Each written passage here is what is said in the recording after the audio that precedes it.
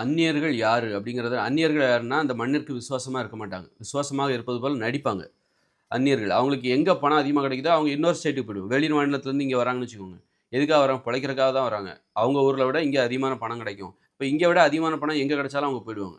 அப்போ அப்படின்னா, அந்நியர்கள் யாரு அப்படிங்கிறத முதல்ல நம்ம வரையறுக்கணும். வீட்ல யாரு வந்து அவங்க தாய்மொழியில பேசுறாங்களோ, வீட்ல நீ என்ன மொழி பேசுறியோ, அந்த மொழி தான் நீ அந்நியரா இல்லையா என்பதை தீர்மானிக்கும். தமிழ்நாட்ல நீ வீட்ல நீ தமிழரா இல்லையா? தமிழ்நாட்டில் வீடுகளில் உனது உறவுகளிடம், சொந்தங்களிடம் நீ தமிழ் மொழியில் பேசினால் நீ தமிழர்.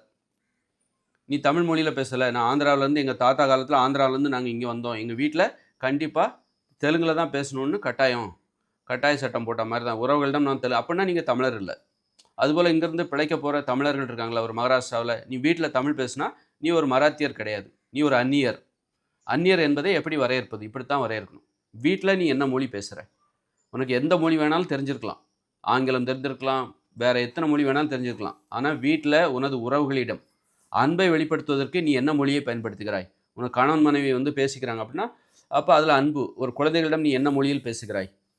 அந்த மண்ணிற்கான மொழியை பேசுகிறாயா? அல்லது வேறு மொழியை பேசுகிறாயா? வேறு மொழி பேசினால் நீ அந்நியர். இப்படி அந்நியர் யார் என்பதை இந்த மக்களுக்கு சொல்லிவிட வேண்டும். அப்போ ஒருத்தர் வந்து தெலுங்கு பேசுறார். தமிழ்நாட்டுல இருந்துட்டு வீட்ல தெலுங்கு பேசுறாருன்னா, அவருக்கே தெரியும். நாம வந்து அந்நியர் அப்படின்ட்டு. நாம வந்து தமிழர் இல்ல. நம் தமிழ் மொழியில் வீடுகளில் பேசுவதில்லை. நண்பர்களிடம், உறவுகளிடம், சொந்தங்களிடம் நாம் தமிழ் மொழியில் பேசுவதில்லை. ஆனால் பிறரிடம், சொந்தமல்லாத பிறரிடம் தமிழ் மொழியில் பேசுகிறோம். அது பிழைப்பிற்கானது. இது உறவுக்கானது அப்படிங்கிற அந்த தெளிவு வந்துட்டாலே போதும். அந்நியரா இருப்பதா, வேண்டாமா என்பது அப்புறமா முடியும். இங்க யார் அந்நியர்ங்கிறது தெரியல. நாம வந்து வீட்ல வந்து இப்போ தமிழ்நாட்டுல இருக்காங்க அப்படின்னா, வீட்ல கன்னடம் பேசுறாங்க, தெலுங்கு பேசுறாங்க. தெலுங்கு பேசுறாங்க, அல்லது ஹிந்தி கூட பேசுவாங்க. வெளியில வந்தா தமிழ் பேசுவாங்க. ஆனா அவங்க தமிழர்ன்னு சொல்லிப்பாங்க. நாங்களும் தமிழர் தான் சொல்லிப்பாங்க. அவங்களுக்கே வந்து அப்போ மக்களுக்கும் குழப்பம். இவங்க அந்நியரா, இல்ல தமிழரா அப்படின்னு சொல்லிட்டு ஒரே குழப்பம். அவங்களுக்கும் குழப்பம். இந்த அந்நியர்களுக்கே குழப்பம். அப்ப இப்படி சொல்லிறணும். இதை வந்து ஒரு பொதுவான புரிதலுக்கு, ஒரு பொதுவான வரையறைக்கு, யார் தமிழர், யார் அந்நியர், யார் அந்த மண்ணிற்கு சொந்தமானவர் அப்படின்னு இது ஒரு பொதுவான விதிமுறையாக வைத்து விட வேண்டும். விதிமுறையாக அறிவித்து விட வேண்டும்.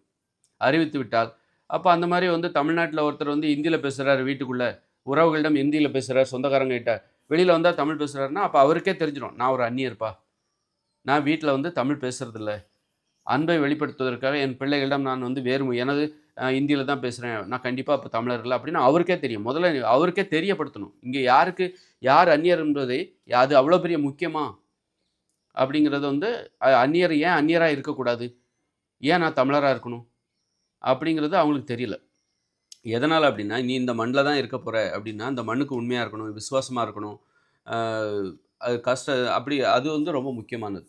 நீ ஒருத்தர்ட்ட பழகுற அப்படின்னா, அவர்ட்ட உண்மையா இருக்கணும். உண்மையா இல்லாமலே நீ பழகுற அப்படின்னா, இந்த மண்ணுட்ட நம்ம பழகுறோம்.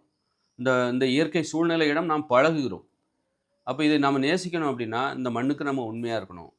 உண்மையா இருக்கணும். அப்போ அதனால வந்து யார் அந்நியர், யார் மண்ணிற்குரியவர் என்பதை அதற்கான விதிமுறைகளை சொல்லிவிட்டால், எல்லாத்துக்குமே தெரிஞ்சிரும். இவர் வீட்ல வந்து வேற மொழி பேசுறாரு அப்படின்னா, இவர் அந்நியர். அப்ப அவருக்கே தெரியும். நான் வீட்ல வேற மொழி தான் பேசுறேன். நான் அந்நியர். நான் அந்நியராக இருக்க தான் விருப்பப்படுறேன் அப்படின்னு சொல்லிட்டு, அதன் பிறகு நம்ம வீட்ல வந்து நீ தமிழ் மொழி பேசலன்னா, வீட்டுக்குள் இருக்கும்போது தமிழ் மொழி பேசவில்லை என்றால், அது தவறு, அது குற்றம் என்று சட்டம் அதற்கு பிறகு போட வேண்டும். மக்களை வந்து புரிய வைக்கணும். யார் அந்நியர் இல்லை என்பதை புரிய வைத்துவிட்டு, அதன் பிறகு மக்கள் அனைவரும் அந்நியர்களாக இருப்பதற்கு நாம் தடை விதிக்கலாம். தமிழ்நாட்டுல வந்துட்டா, அந்த மண்ணுக்கு நீ உண்மையா இருக்கணும்.